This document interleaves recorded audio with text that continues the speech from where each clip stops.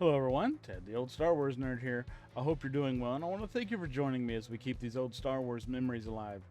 Well, it's the end of the day, and it's time to go over some Star Wars news from the day. I did one earlier today, but now this is going to be the end of the day. Gonna try to do this nightly and just see what's happened today. Before I go to bed, just see what's up. See if there's anything I missed. Anything I wanted to actually talk about. So, Mandalorian Giancarlo Esposito revealed his unique process for becoming Moff Gideon. Okay. Well, that would be neat. Let's see what he's got to say about that. Known for playing most notorious villains on TV, he continues the trend by playing Moff Gideon in the Star Wars franchise's Disney Plus series, The Mandalorian. Esposito was very excited to join the Star Wars franchise initially and has a unique process for getting into character. Esposito has been a fan of Star Wars for much of his life and couldn't wait to star in the series, according to an interview on the Star Wars YouTube page. Well, let's just watch the video. Let's watch the video. See what he's got to say. Hear that?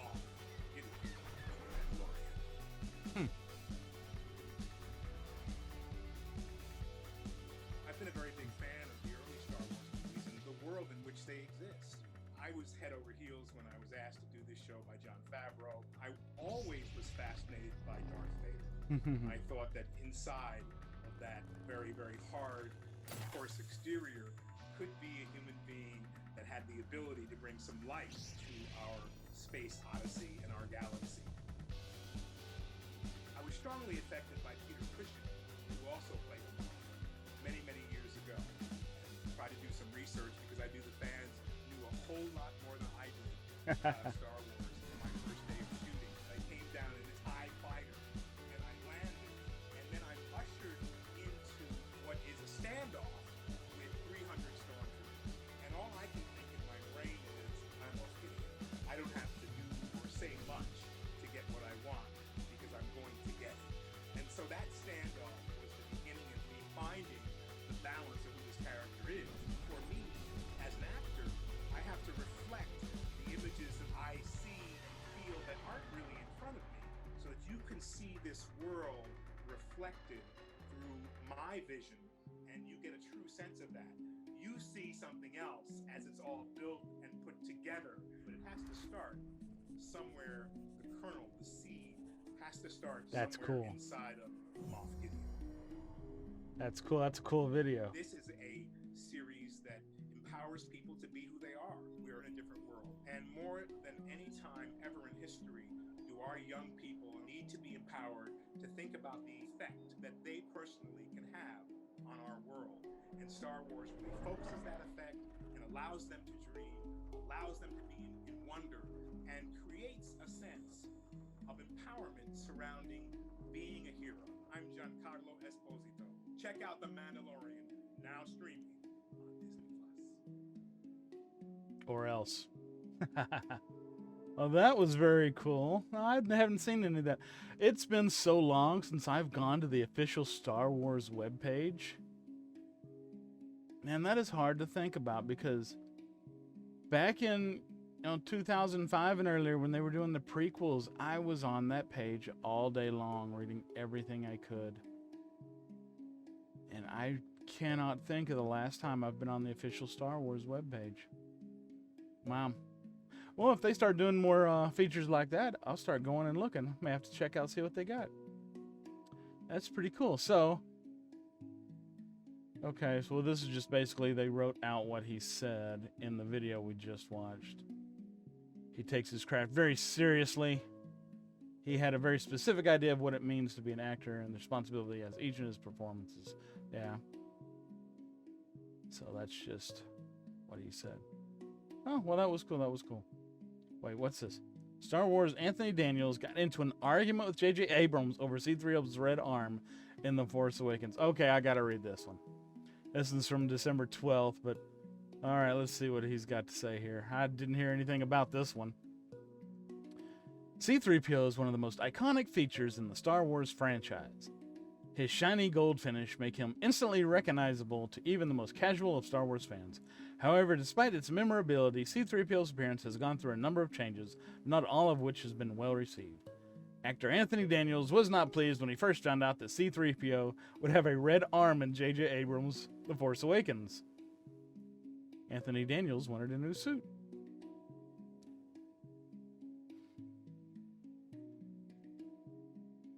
I've seen an article like that before on why C-3PO has a silver leg. We won't get into that here. Daniels initially thought that after the Revenge of the Sith was completed, the Star Wars franchise was done. To his surprise, he received a call from Abrams, asked him to do, yeah. Not interested in just being a voice actor, Daniels turned down the offer. However, he did ask to reprise his role with a completely new suit, which Abrams had no problem with doing. Well, that's good. His new suit feature. I could see how Anthony Daniels would not want for the movie role. He would want to actually be in the suit because he does voiceovers all the time. You look at any Star Wars cartoon over the years, and Anthony Daniels has always had the time, gone out of his way to do the voice for it. Okay, so where was I? His news. He wanted a new suit. His new suit featured a number of improvements, which include new material for the midsection. Overall, Daniels loved his new suit. He hated C-3PO's red arm. He had nothing to do with the director. Okay. What's with the red arm? It shows some history. You mean like the silver shin in the first film, A New Hope? Yeah, exactly, but that was too subtle to notice. Exactly, that's why it's red. I did not like the red arm, okay? Thought it was a bit too overt, too clumsy a gesture. Yeah? Yeah? Is that why they made a joke about it and have him come out there and go, oh, maybe you didn't recognize me because of my red arm? Okay, yeah. Oh, that's neat. That's neat. All right. All right, back to business. Back to business. Going down the list of Star Wars news. The Mandalorian. Why The Mandalorian deserves a video game. Yeah, that'd be cool. A video game for The Mandalorian would be neat. I'd be in on that. I'd buy that. Maybe. I'd take it as a gift, actually. No problem. Yeah, I'm not going to go on that one. Who's the better Togruta Jedi? Ahsoka or Shakti? Nope. No. 10 of Mark Hamill's most iconic roles outside of Star Wars. I mean, everybody knows he's Luke Skywalker. Does the voice of the Joker. He's done guest star roles in tons of shows. He was Cockknocker in Jay and Silent Bob Strike Back, which was awesome. You got to go watch that if you haven't seen that. That cameo he did in that movie was hilarious. What else did he do? The only thing I can think of offhand would be he was in, Corvette Summer, which wasn't that good of a movie, but for some reason I just love that Corvette. I've always wanted a Corvette like that. So if anybody wants to know what to get me for next Christmas, you can get me one of those Corvette from Corvette Summer. Well, let's just see what else they got on here real quick. I think that was when he was on Criminal Minds as a serial killer. That was pretty good. Trickster on The Flash. Oh, I missed out on that one. Himself on The Simpsons. Yep, seen that.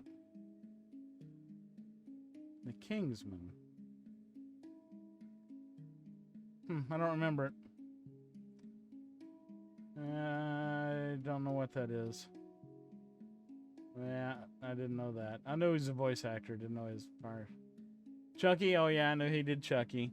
Cockknocker, number 4. Hey, there he is. That's awesome. That was a great scene.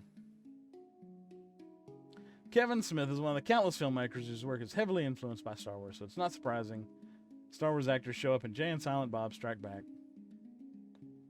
Yep. That's pretty good. Hobgoblin? Didn't know that. Private Griff, the big red one. Oh yeah.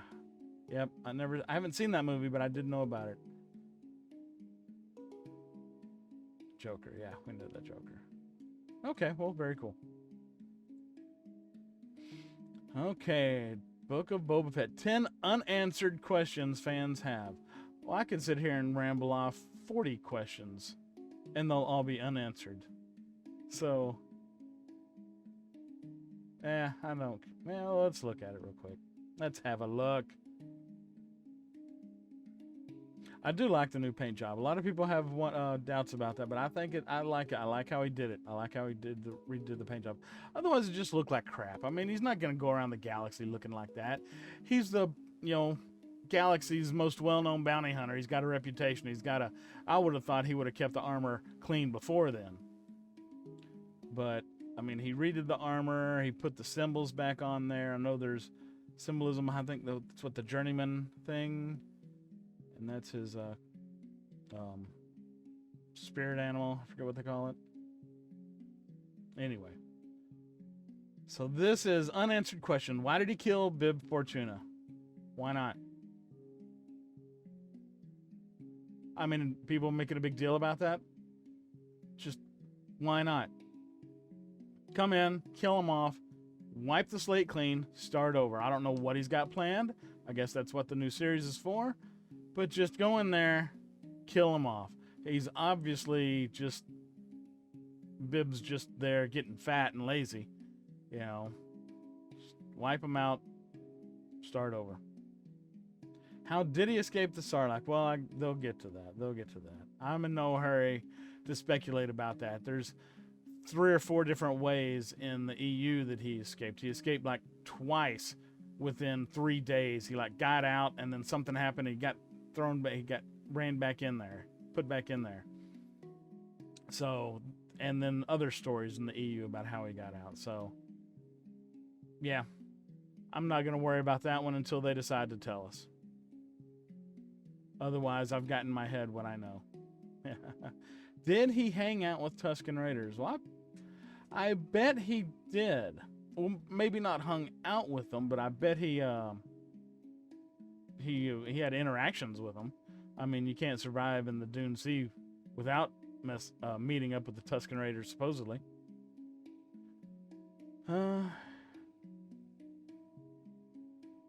Yeah. Well, he did have one of their gaffy sticks in The Mandalorian, so yeah. What does he think of the Jedi now? What does Boba Fett think of the Jedi now?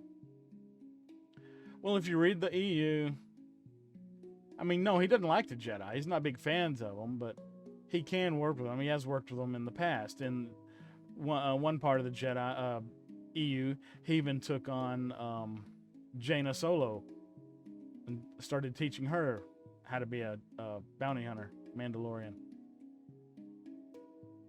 So, he doesn't exactly like them, but he goes where the money is, and, he knows how to survive in the universe. That's an unfortunate picture to have there. His head gone. Oh. Anyway. What will people make of his face? In Chapter 16, The Rescue, Boba clashes with Bo-Katan. She mocks him, saying she's heard his voice many times before. The former Darksaber wielder looks down on him, considering the bounty hunter merely to be another clone in the galaxy.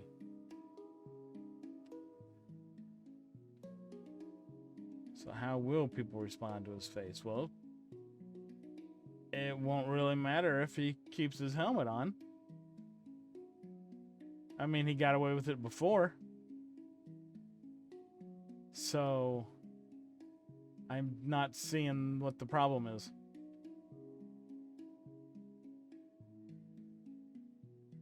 I'm not seeing what the big deal is. He's had to deal with this his whole life. This is not a new thing for him. It's not like he just got the face.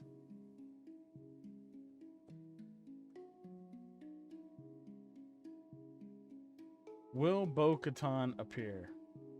Oh, I bet so. Oh, in the Book of Boba Fett will Bo-Katan appear?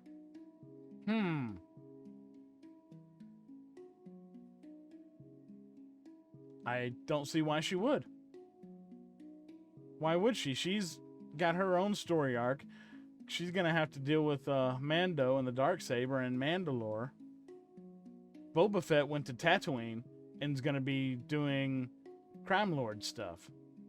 She will have no business going to Tatooine for anything. So, no. I really doubt... I'm going to say I really doubt Boba Fett, or Bo-Katan will be in the Book of Boba Fett. Will he be a fugitive? Will Boba Fett be a fugitive? Why would he be a fugitive? Oh, because the New Republic attempted to track down many Imperial allies. They could be looking for him, but if they know he's dead, he's probably already on the dead list.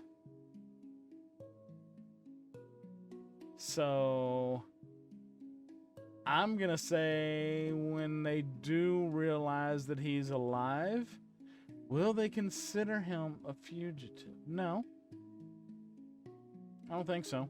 He was a bounty hunter. He wasn't really... Yeah, I'm going to say no. He's not a fugitive. He's just this guy, you know? Will he seek out other clones? Why would he? Why? I mean, again, this is not new to him. He's lived his life as Boba Fett. He's known all of his life everything. And if he didn't go seek him out before, why would he start now? That makes no sense.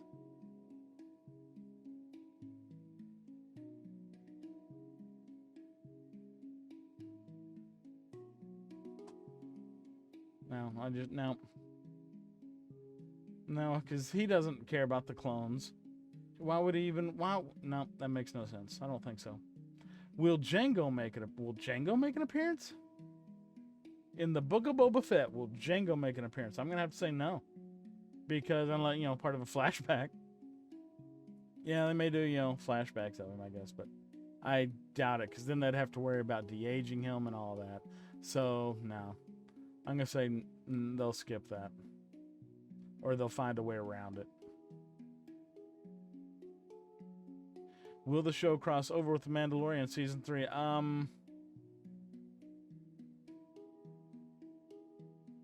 Well, going by what I said earlier, I don't think so. Because I think they're going to do a Bo-Katan and Mando are going to go off and do the Mandalorian type arc. And Boba Fett's going to go off and do his Crime Lord gig. That is my predictions. You have your predictions? Let me know. Okay, next. We are at 18 minutes. Okay, let's keep going. Okay, no Star Wars in Leinster's calm captaincy choice as Luke. What? I know the words, but what do they mean? What?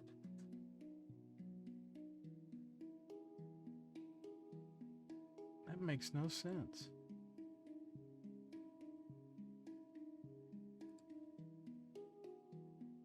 Oh.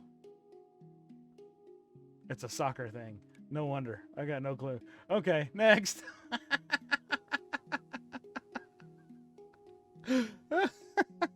Football. Sorry. Soccer. Football. Star Wars pal Pascal, or Oscar Isaac and Pedro Pascal ringing the New Year's. Yeah, we saw that. Saw that earlier today. They had a party together. Good buds having fun. One of his nephews, yep. He looks like a fun-loving guy. Looks like he likes to have a lot of fun. And I hope he is enjoying life and realizing how and why and where everything is going on. And I hope he takes advantage of it. Just enjoys it. Good for him. Both of them. No, Gina Carano is in love with Star Wars and won't be silenced. Okay, let's read this. From behind them, InsideTheMagic.com. Gina Carano, the actress known for playing ex-mercenary and current New Republic Marshal, Cara Dune on hit series The Mandalorian, spent much of season 2 of the show getting more media attention for her controversial tweets than her acting. Yep, from people that couldn't understand tweets. At various points during the season, both Fire Gina Carano and We Love Cara Dune were trending on social media. That's awesome. No matter what you think about the former women's MMA fighter's social and political opinions, however, the character Cara Dune is a strong female role model within the Star Wars universe. Dune shows young girls that they can be both tough and gentle, feminine without sacrificing the ability to take care of themselves. Her tenacity was on display throughout the second season of The Mandalorian. That's true. She did awesome in The Mandalorian season 2. Every time Cara Dune was on screen in action, taking out things, it was a great scene. I remember when she first jumped in and started kicking those walrus people's butts. That was good. And just exploded in the scene. And yeah, anyway, she's good female character. That's good, strong female role model. All right. This has led many fans to believe her character deserves a spin-off series that follows her adventures as a New Republic marshal on Navarro. Carano recently spoke out about whether or not she wants this to happen on the Drunk 3PO YouTube channel. I watch Drunk 3PO. He's a great guy.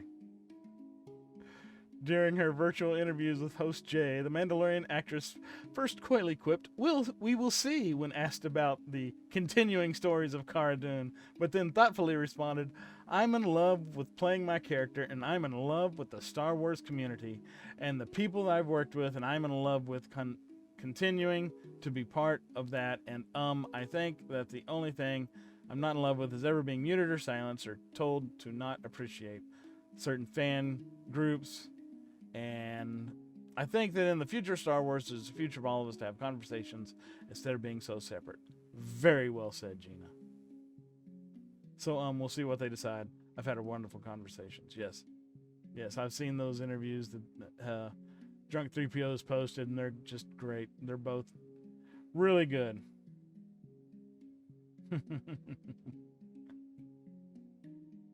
Shared some surprising details about her personality in her everyday life. Said she is shy and actually prefers to be behind the camera, noting she loves cinematography and loves to tell stories. She's writing a story now. Well, that's very cool. Very cool. I would love to see her in that what's that? Rangers of the New Republic. Yeah, Rangers of the New Republic show that they're coming out with. And the Book of Boba Fett. And all that. She should be in every show. She should be in every show. That's how I feel about her. Cara Dune, Bo-Katan. Yep. That'd be great. She's great. Okay. Mandalorian, 10 questions we need answered in season 3. 10 questions we need answered. Well, let's see what kind of questions they have. If I can talk right. Oh, let's get a drink. Hold on a second.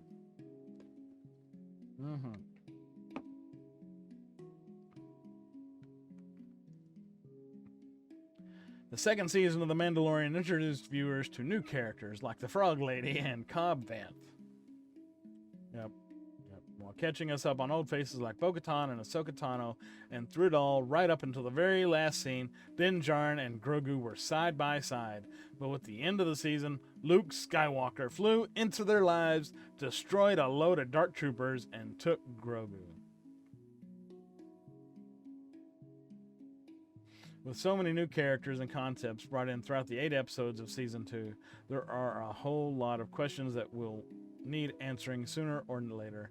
The upcoming 3rd season, perfect time to do it. Yes, it is. 10. How's Cobb Vanth doing? I mean, he was a good character and all, but is that something we really need to know about? Yeah. I mean, I guess he'd be, good to have in a fight, maybe. I don't know. Was he really anything special? Okay. I mean, love Timothy Oliphant. Nothing against the guy. Watched him all through Deadwood. Love it. And and Justified. Watched every episode of Justified. He's great. Timothy Olyphant's awesome. But would Cobb Vanth? Yeah, I mean, bring him back, but we don't have to have that answered. What is the way? Yeah, I've thought about this too. Yeah, because Bo-Katan don't follow that rule. I think, and I've said this before, my thoughts are, if Boba Fett's split off, he's going off to do his Crime Lord thing. Bo-Katan and Din Djarin are going to get together. Din Djarin's going to start hanging out with her, adopt more of her point of view, since Din Djarin's people's basically gone now, except for that armorer, and I think she got taken out too, if I remember right. I could be wrong. Maybe she survived. I can't remember. Give me a reason to go back and watch it again. But I think if Din Djarin stays around Bo-Katan more and starts being more like Bo-Katan's people, it's going to give him more excuse to remove his helmet, because there's going to be more pressure on him to just remove his helmet. And unless he goes strict by his beliefs and stays like that, which I can see happening too, but I think this would be a good excuse for Pedro Pascal to be able to remove his helmet every now and then, at least once an episode, have a face scene. Come on. Let the guy have his day. Come on. He's done 2 seasons worth now. He's put in some work. Let's give the guy a little bit of leeway and let him take his helmet off and show his face. Just a little bit. So yeah, that's what I think. Yeah, yep. Season 3, you may have to look into that. What was the Great Purge? That I would love to hear about that. That they have made that into a very good story arc that seems very interesting. What exactly happened? We know the Galactic Empire came into Mandalore and just wiped it out. Supposedly the planet's just glass now. So we'll have to see exactly what's going on. Let's see. I guess I should just shut up and read this. A major moment in the lives of Mandalorians is the Great Purge, the destruction of Mandalore. While longtime fans have known some parts of the Great Purge, like how the Galactic Empire was behind it, no one knows what really happened. Clues have been given. Mandalore, which was mostly desert, was apparently decimated and, as Boba Fett put it, turned to glass, and whatever happened forced Mandalorians to go underground across the galaxy. The Great Purge seems to weigh heavy on Bo-Katan, likely because she was the leader of Mandalore when it happened. That brings another question: how did she survive? Yeah, that's very good. That would be awesome to see. That's what I think will be season 3 of the Mandalorian. Bo-Katan and Din Djarin going off, taking care of Mando, and Mandalore doing the Darksaber thing, getting that squared away. Okay. How did Bo-Katan lose the Darksaber? Well, that's on the Purge. Something happened. I haven't gone into it. She lost the Darksaber to Moff Gideon, or she lost it to somebody else. Yeah, that hasn't really been said. What is the Watch? Din Djarin was not born on Mandalore, but was found and accepted into a Mandalorian sect called the Watch when he was a child. We don't know too much about the Watch, other than their belief in following very strict rules.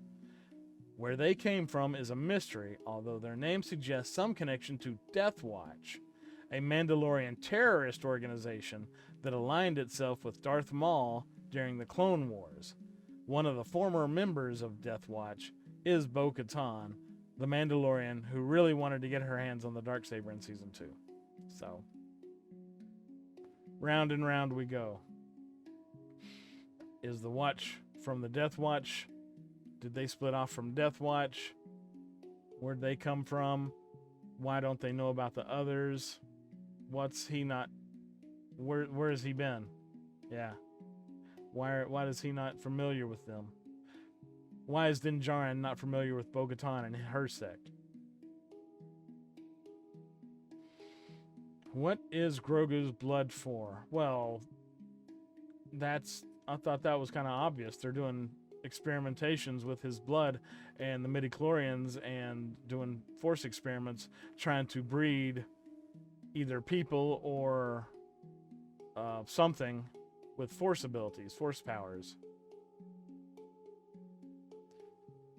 For 2 seasons, the Moff Gideon had been trying to get his hands on Grogu so that he could use young, force-sensitive creatures' blood for some mysterious reason. While there are plenty of theories as to why Gideon wanted Grogu's blood, evil Imperial leader has never stated his goals. It could be that he wants to use his blood to bring the Emperor back. After all, Dr. Pershing, who was working with Gideon, specializes in clothing. But could Gideon have another plan? Could Gideon be using to use the midichlorians of Grogu's blood to give himself force powers? I hadn't thought about that. Yeah, I guess that could have been what he's trying to do. He's trying to experiment on other people to see if he can give them force powers, and once he's perfected it, give himself force powers. I could see that. How's Grogu? Speaking of the little green fellow that stole everyone's heart, is he okay? Well, we'll have to see, huh? We'll have to see. There's so many questions I have about Grogu.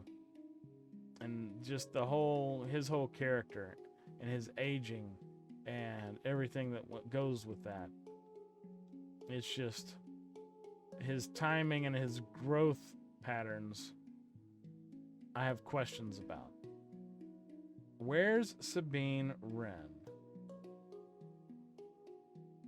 Well, Sabine Wren was last seen in Rebels, which happened before A New Hope. Was 10 years after that, so it's been 15, 20 years. Yeah. Is she okay? She was on the Ghost with all the others. Yeah, it'd be, I'm sure they could bring her back. Is Din Djarin the ruler of Mandalore now? Well, that's the question, isn't it? That is the question. Depending on who you ask, the question's yeah. The answer's yeah. He defeated the guy that had the Darksaber. He defeated him in battle and won the Darksaber from him. And from what I'm not that bit up on Mandalore culture, but whoever has the Darksaber supposedly is Mandalorian rules. So yeah, I would think so. Just by my loose understanding, but I'm sure there's loopholes and things like that I'm not aware of. Let's see. The rule has led to some real problems for Mandalore over the years, including a brief period where Darth Maul was the planet's leader. Grand Moff Gideon having the Darksaber meant that he was ruler of Mandalore, but in the Season 2 finale, he was defeated by Din Djarin, who took the Darksaber from him. Din didn't realize that taking the Darksaber made him the new ruler of Mandalore, and he tried to give the weapon to Bo-Katan, who refused it. So does this mean Din is Mandalore?